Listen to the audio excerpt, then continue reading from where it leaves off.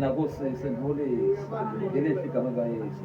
Zawucela ufundela phaa kwisikhilelo phaa uchapter phaa ku-2 uvesi 10.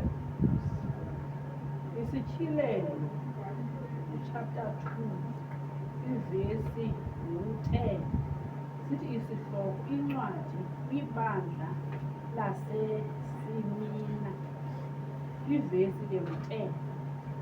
Musa ukoyika nabunye ubunzima oza kubuza. Yabona umtyholi uza kumkhoza inxenye yenu entolongweni ukuze nilingwe niyakuba banembandezelo imihla elishumi. Thembeka ube sekufeni ngokunika isihlalo somuntu. Amen. Kutsho ilizwi likaThixo endilithandayo lithi Musa ukoyika.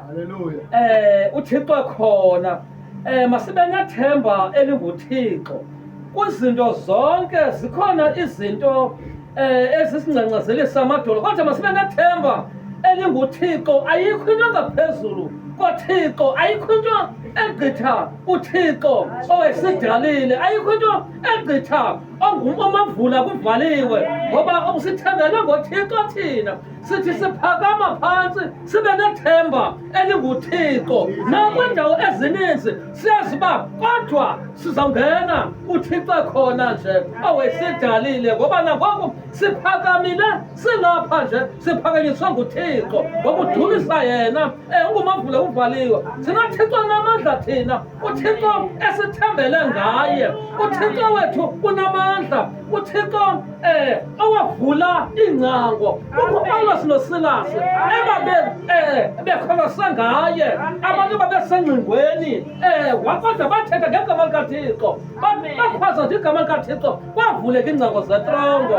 Into ekhombisa ukuthi loo nto ikuvaleleyo iba nethemba uThixo khona kwizinto zonke. uThixo xa kwasithi noma ngathi kwenzekele namhlanje kodwa uThixo khona, masibe nethemba ukhona uThixo osiphakamisayo, esikhokhela ezindleleni, sinqoba ngaye.